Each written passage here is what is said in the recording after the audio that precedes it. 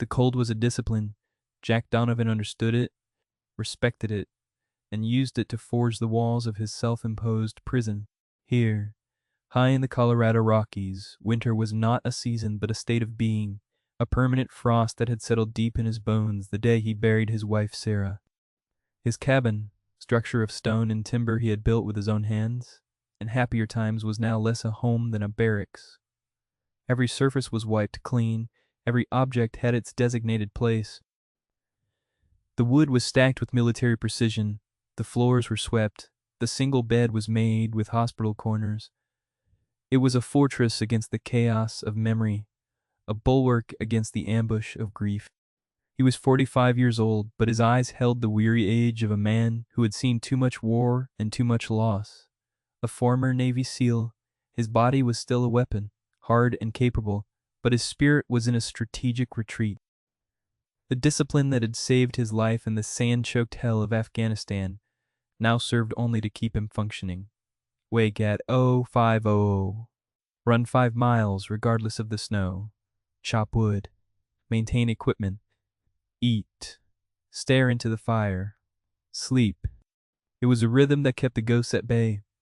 The ghost of Sarah, with her laughter like wind chimes, and the ghost of Ares, his military working dog, a German shepherd of impossible courage, who had died saving their unit from an IED.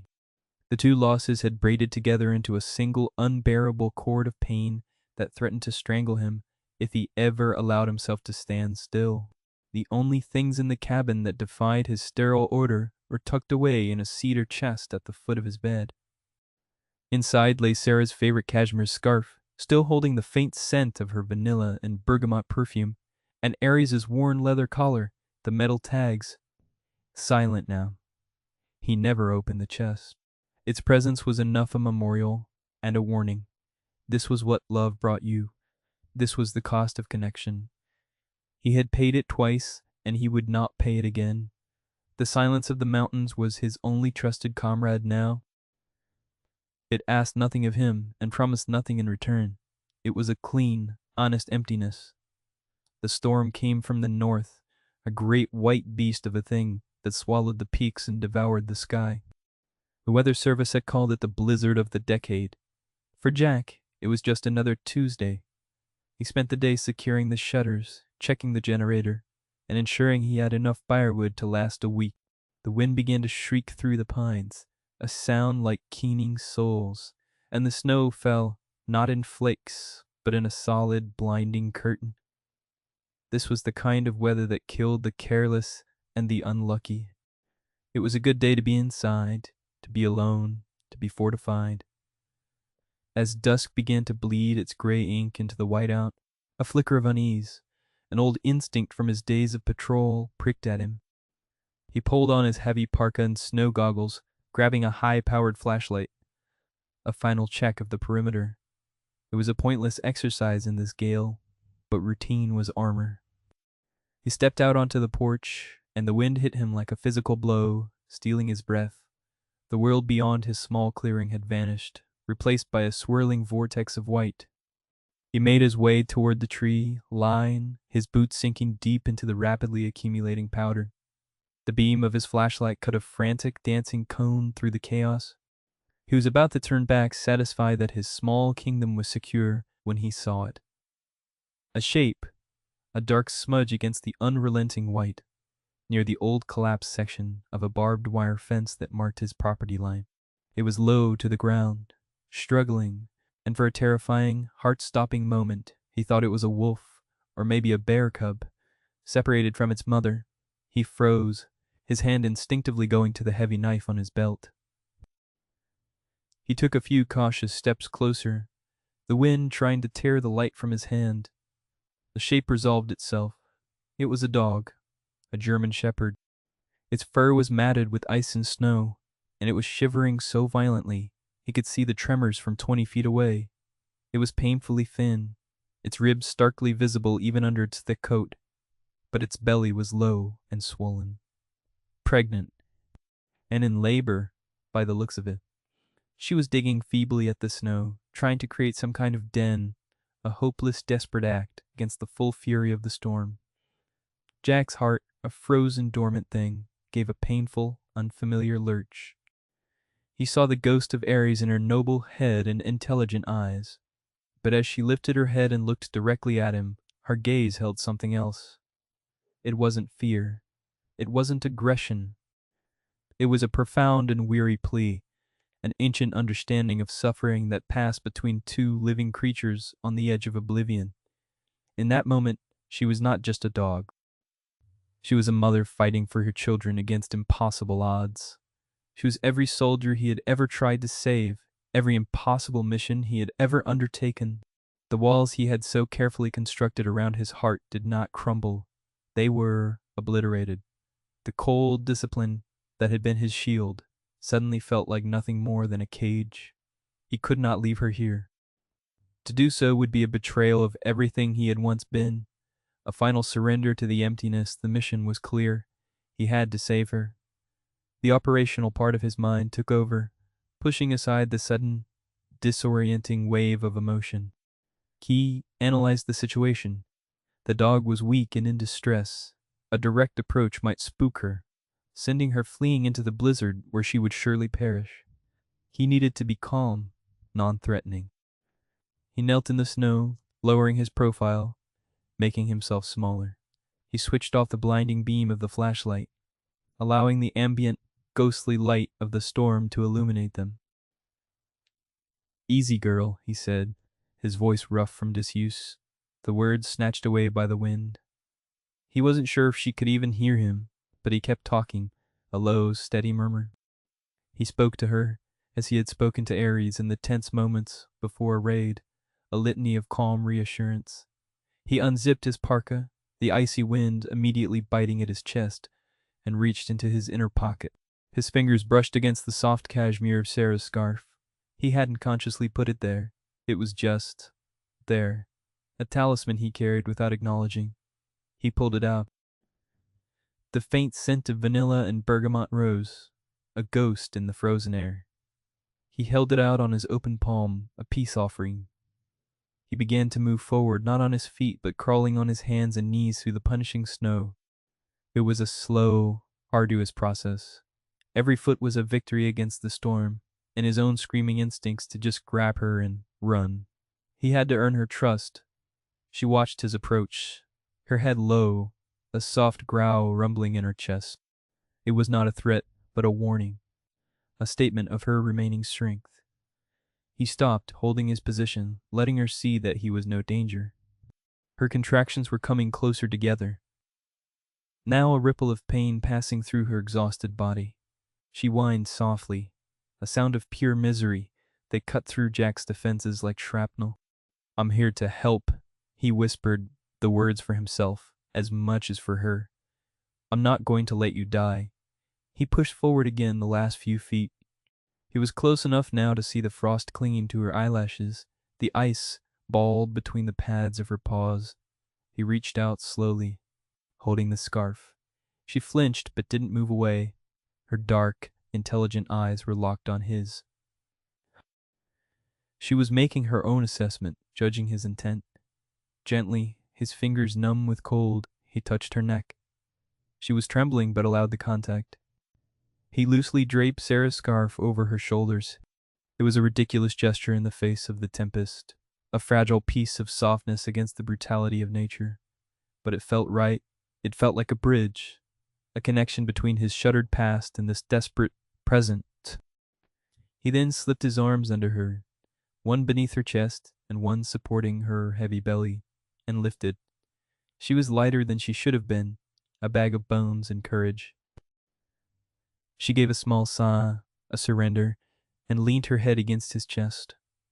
The trust was absolute, and it was a weight heavier than her body. He turned and began the long, brutal march back to the cabin, his own body a shield against the storm's fury.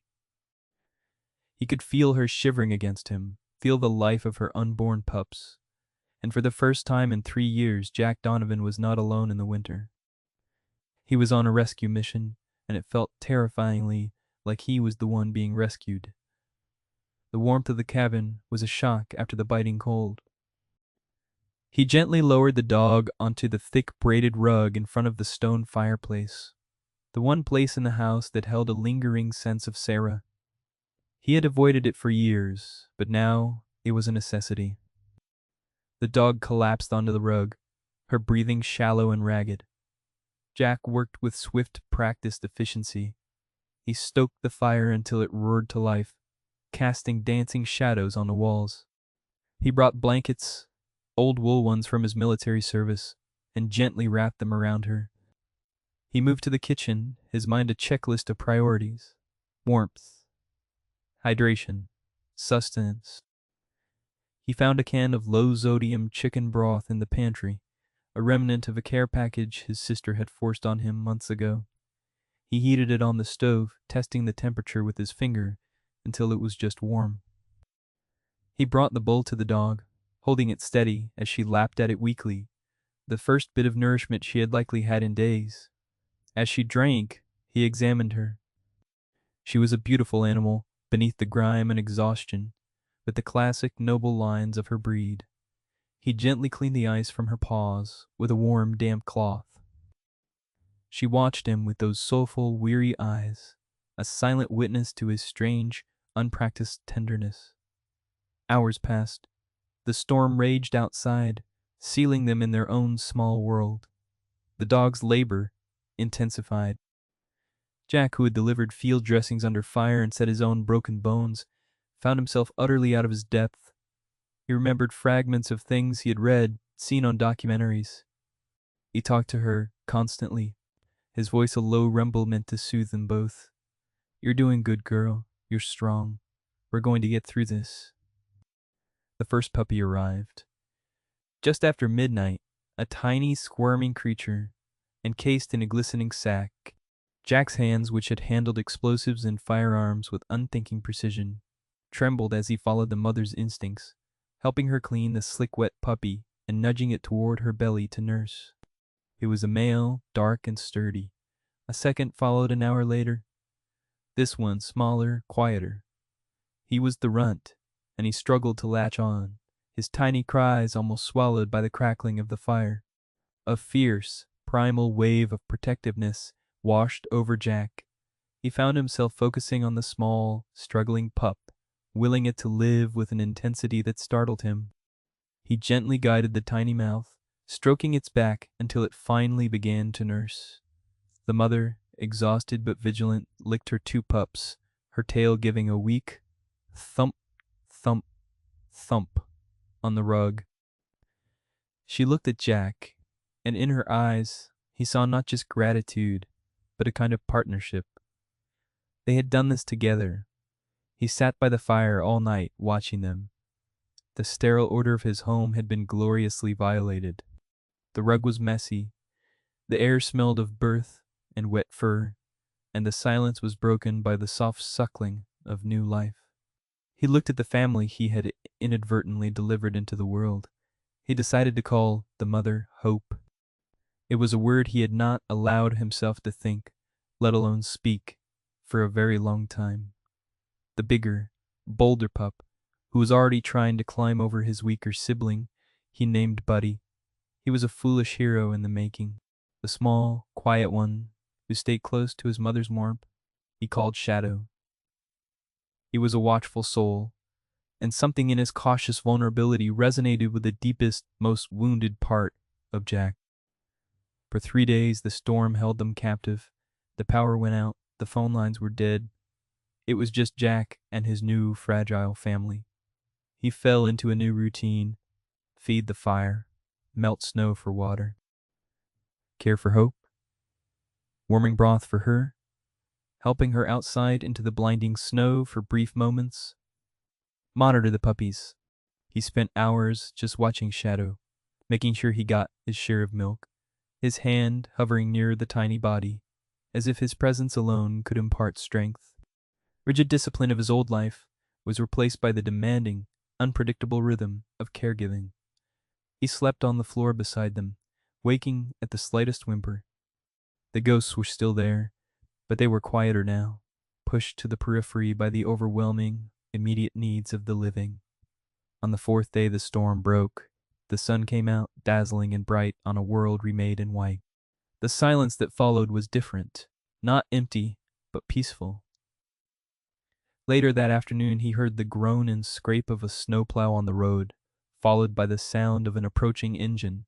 A battered pickup truck, one he recognized, crunched its way up his long, unplowed driveway. It was Eleanor Vance, a woman in her 70s, who ran the small general store in the town at the base of the mountain. She was a fixture in the community, tough as old leather, and possessed of a quiet, unshakable kindness. She stepped out of the truck, a small, sturdy woman, wrapped in a heavy coat, carrying a cardboard box. "Heard the storm hit you hard up here, Jack," she called out, her voice clear in the crisp air. "Figured you might be out of coffee, and I brought some of my beef stew."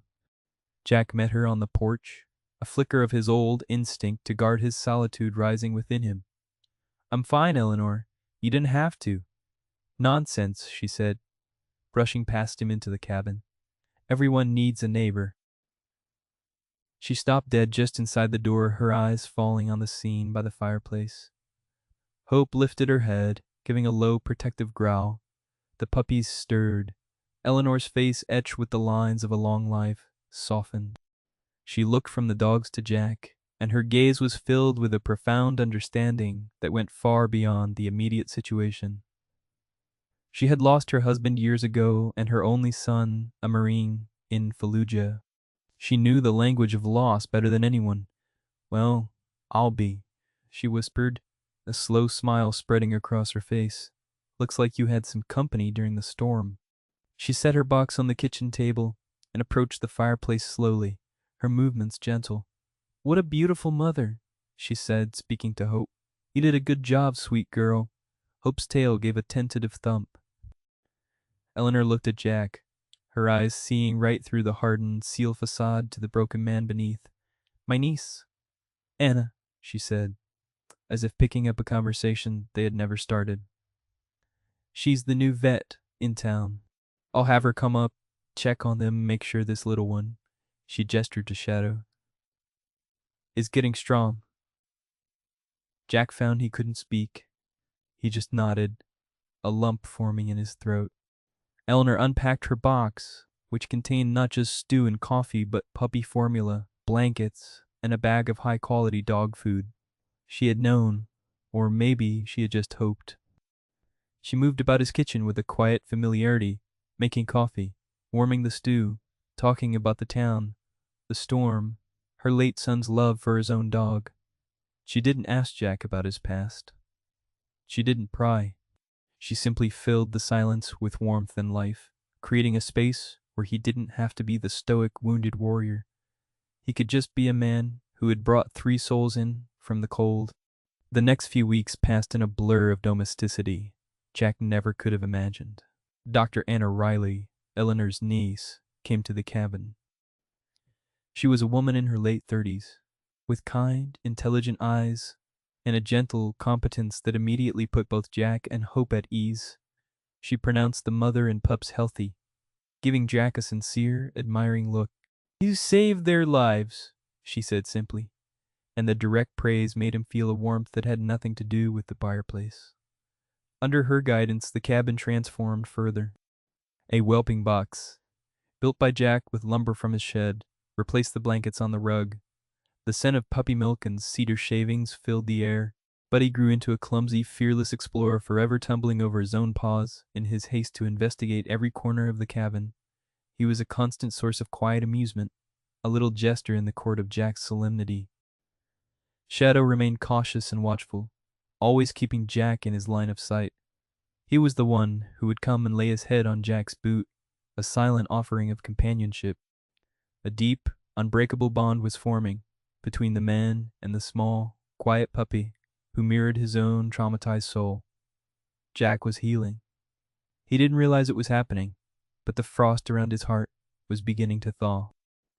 He started sleeping in his bed again, but left the door open so he could hear the puppies. He found himself talking to them, telling Hope what a good mother she was, whispering encouragement to Shadow, laughing under his breath at Buddy's antics. He even opened the cedar chest one evening. He took out Sarah's scarf, the one he had used in the rescue, and gently washed it by hand, smoothing it out to dry by the fire. It no longer felt like a relic from a buried life. It felt like a part of a continuing story. The knock on the door came on a bright sunny afternoon in early spring. It wasn't Eleanor or Anna. It was a uniformed animal control officer. His name was Miller, a man with a tired face and an air of weary officialdom. "Mr. Donovan?" he asked, looking past Jack into the cabin. "We received a call. A neighbor down the mountain reported seeing a stray dog on your property a few weeks back. Said it looked pregnant. Just following up." Jack's entire body went rigid. The old combat instincts surged. Threat assessment, defensive posture. He positioned himself in the doorway, blocking the officer's view. "She's not a stray," he said, his voice flat and cold. "She's mine." Miller sighed, a man who had heard it all before. "Sir, I understand, but the law is the law. An unregistered, untagged animal who has given birth is, by definition, a stray. She and the pups have to be brought to the county shelter. They'll be held for 72 hours. If no owner claims them, they'll be evaluated, vaccinated, and put up for adoption." The words hit Jack like a physical assault. The shelter, separation. The thought of his small, fragile family being torn apart, put in cages, was unbearable. The image of Shadow, terrified and alone, flashed in his mind. "No," he said, the single word a piece of granite. "Sir, I don't want to be difficult," Miller said, his tone hardening slightly. "But I have to enforce the ordinance. It's for the animals' welfare." "Their welfare is fine right here," Jack growled, his control slipping. "They are not leaving." Miller's eyes were sympathetic, but his resolve was firm.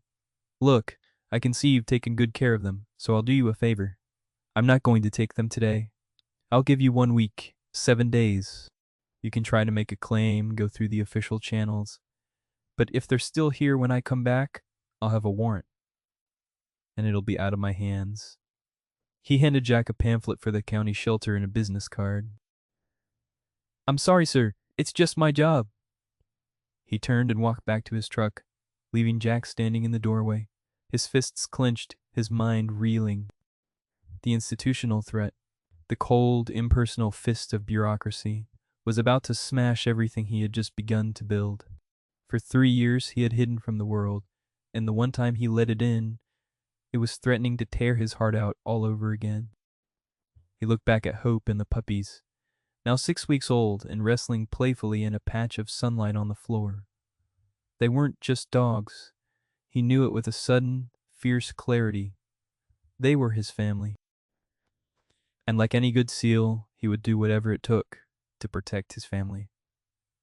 The next few days were a frantic race against time. Jack's carefully rebuilt world was consumed by a new mission. One fought not with weapons, but with phone calls and paperwork. He called Anna, his voice clipped and tense, explaining the situation. She was immediately on his side, her calm demeanor a steadying force against his rising panic. She researched county ordinances, adoption protocols, and legal loopholes. The news was not good. Mend. The process was slow, and Officer Miller was technically correct. Without proof of prior ownership, Hope was legally the county's property.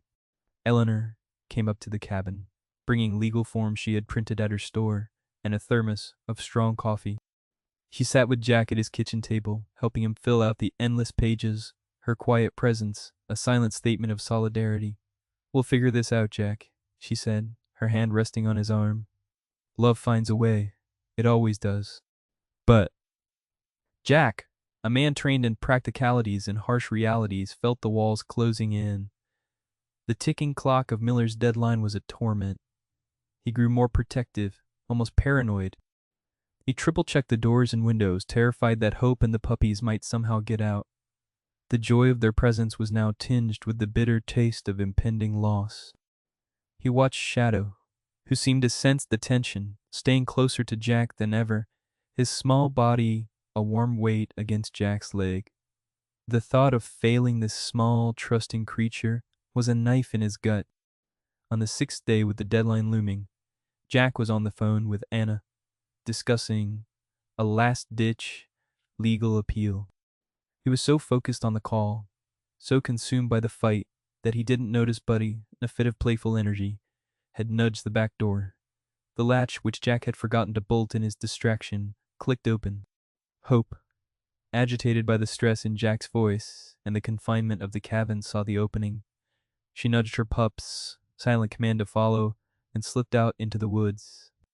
A sudden, freak spring squall had blown in over the peaks, a common and dangerous phenomenon in the high country. The temperature plummeted, and a cold, driving rain began to fall, quickly turning to sleet. When Jack ended the call and turned around, the silence in the cabin hit him like a physical blow. The whelping box was empty, the back door was ajar, swinging gently in the wind. Panic, cold and absolute, seized him. He screamed their names into the wind, his voice raw with terror. He grabbed his parka, a length of rope, and a medical kit, his training kicking in, a small island of calm in a sea of fear.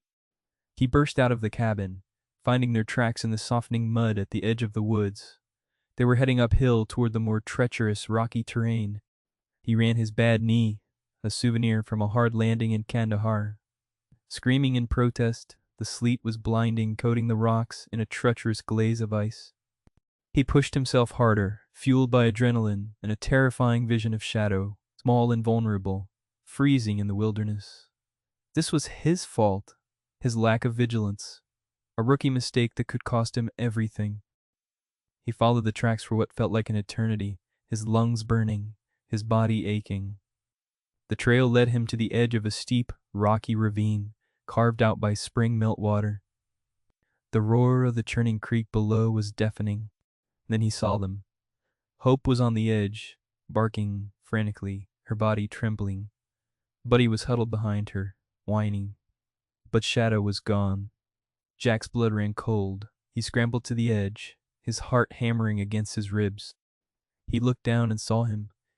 The small puppy had slipped on the icy rocks and fallen onto a narrow ledge about 20 feet down. He was alive, but he was trapped, crying, pitifully, unable to climb back up the sheer, slick rock face. Below him, the ledge crumbled away to the raging torrent. There was no time to think. Jack's training took over completely. He found a sturdy pine tree a few feet from the edge to use as an anchor. He worked with frantic speed, his numb fingers tying the complex knots of a repelling harness. He secured Hope and Buddy to another tree, away from the edge, murmuring reassurances. He didn't feel. "Stay. I'll get him. I promise." He looped the rope around the anchor tree, checked his knots twice, and backed over the edge of the ravine. The sleet hammered at him. The wind tried to tear him from his precarious hold. He rappelled down, his boots finding purchase on the slick rock. His injured knee buckled, sending a bolt of white-hot pain through his leg, but he gritted his teeth and pushed through it. The only thing that mattered was a small, terrified creature on the ledge below. He reached the ledge and unclipped from the rope. Shadow scrambled toward him, pressing his cold, trembling body against Jack's legs. Jack scooped him up, tucking the puppy inside his parka, zipping it up to shield him from the wind and warm him with his own body heat. He could feel the tiny heart beating like a drum against his own. "I've got you, Shadow," he whispered, his voice thick with emotion. "I've got you. I'm not letting you go." Getting back up was harder.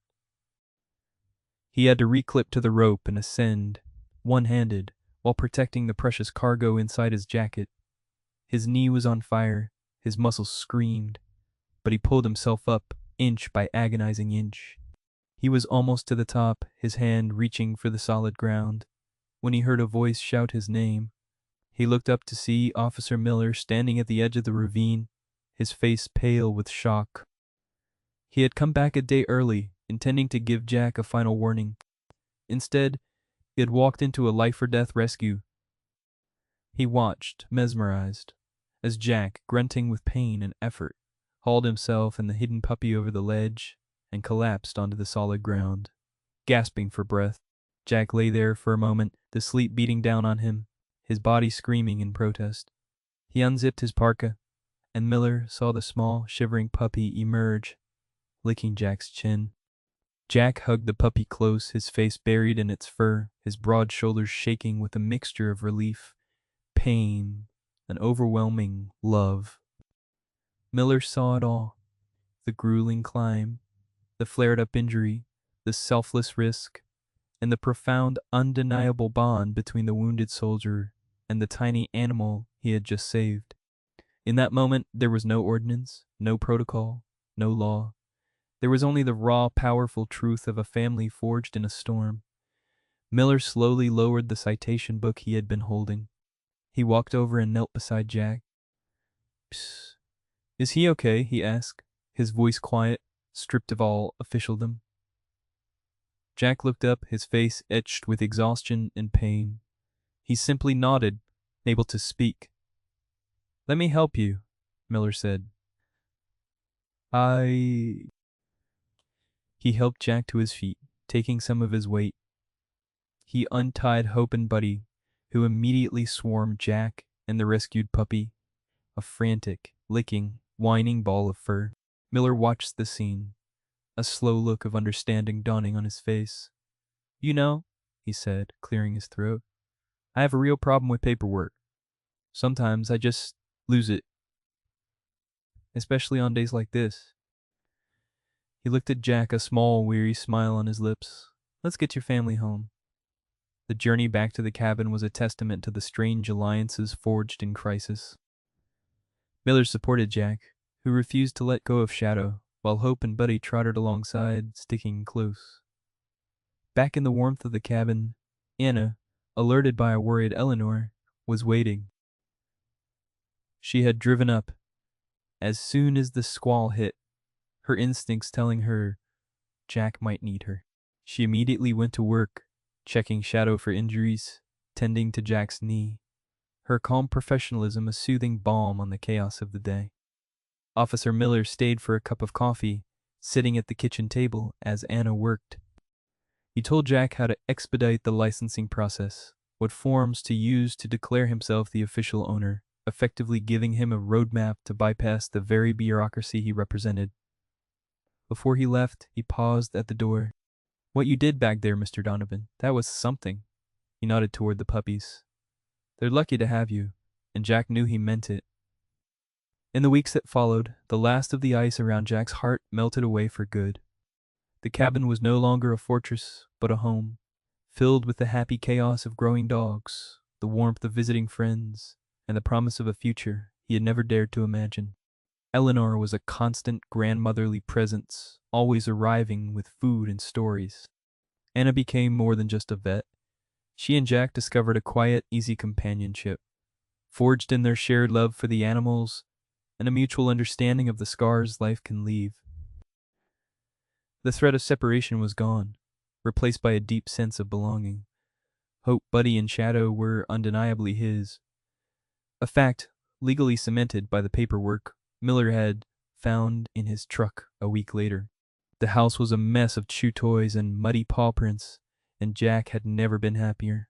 One evening, sitting on the porch with Anna, watching the sunset paint the peaks in hues of orange and purple, Jack felt a profound sense of peace. Hope was asleep at his feet, Buddy was chasing fireflies in the yard, and Shadow was curled in his lap, his head resting over Jack's heart. He felt a purpose stirring within him, a new mission taking shape from the ashes of his old life. I want to do more, he said quietly, surprising himself. There are other dogs like Hope out there, and there are other vets like me who need a mission. Anna smiled, her eyes shining in the twilight. I think that's a wonderful idea, and I'd like to help. And so, the Aries and Sarah initiative was born. It started small, with Jack, Anna, and Eleanor rescuing local strays, using Jack's cabin as a temporary haven. Jack discovered his SEAL training, his patience, his discipline, his understanding of trauma, made him uniquely suited to rehabilitating fearful wounded animals. He began to partner with veterans organizations, training shelter dogs to become companions for soldiers returning from war, giving both the soldier and the dog a new lease on life, a new partner to trust. His fortress of solitude had become a sanctuary of healing. The silence was filled with laughter, barking, and the low murmur of conversation. The ghosts of Sarah and Aries were still there, but they no longer haunted him. They were gentle presences, memories that now coexisted with the vibrant, messy, beautiful life he was building. Later that night, long after Anna and Eleanor had gone home, Jack sat by the fire, just as he had on that first night of the storm. He opened the cedar chest and took out not the scarf but an old tarnished harmonica. He hadn't played it since Sarah died. The melodies were too tangled up with memories of her dancing in this very room. He brought it to his lips, and after a moment's hesitation, he played a simple, quiet tune. It was a mournful song, but underneath the sadness, there was a new note, a strain of hope that rose and fell with the gentle breathing of the three dogs sleeping peacefully at his feet. The rescuer had been rescued. The wounded warrior had found a new reason to fight.